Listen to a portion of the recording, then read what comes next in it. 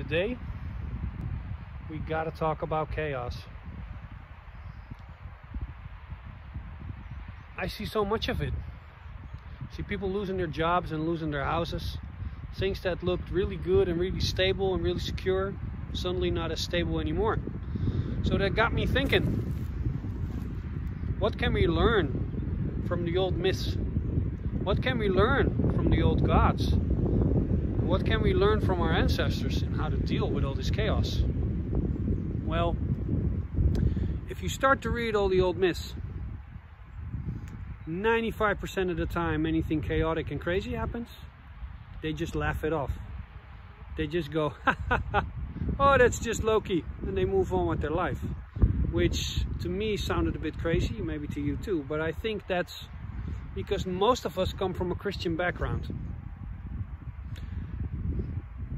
And even though we're no longer Christian, we still have this Christian mindset. And the Christian way of viewing the world is you have good, you have evil, and you must always fight evil.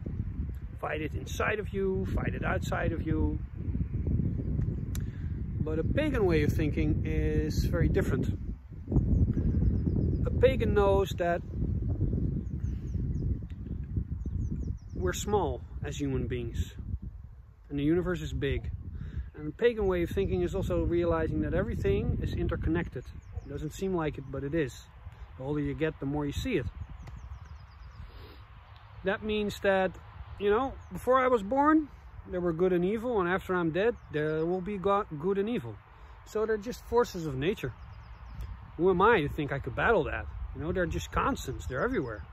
Pagan way of thinking is there's good, there's evil, but there's a third place, and that's the balance you find within these two forces.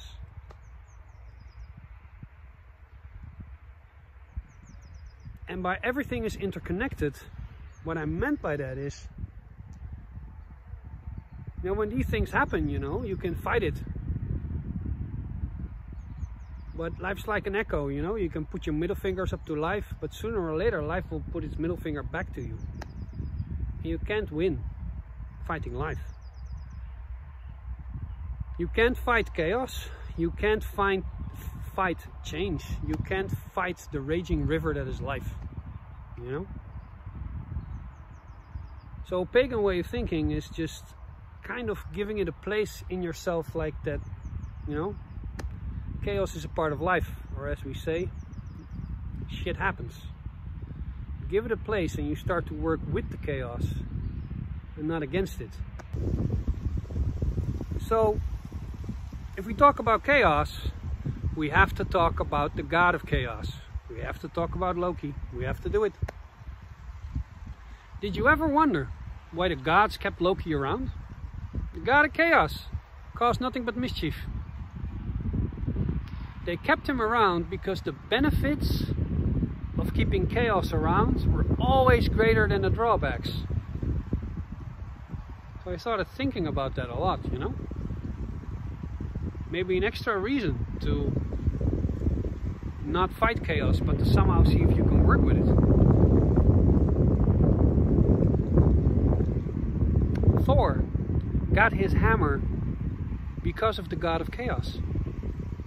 Odin got his horse because of the god of chaos.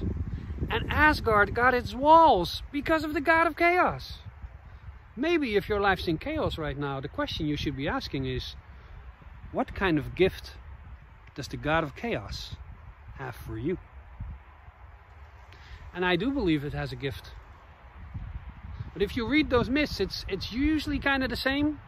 Loki doesn't come in with gifts. What he does is he creates chaos. And everybody gets mad at him. And what they do is, sometimes literally, a lot of the time Thor just grabs him by the throat and makes chaos work for him. I think there's a lesson in there. And Thor got his hammer. What that did is it made Thor stronger. Odin got his steed. What did that do for him? It made Odin stronger. Asgard got its walls. It made Asgard stronger. So I think that maybe is the lesson from all these myths. And the lesson we can take with us in these chaotic times, that if we can learn to work with chaos and not against it, in the end, we will be stronger.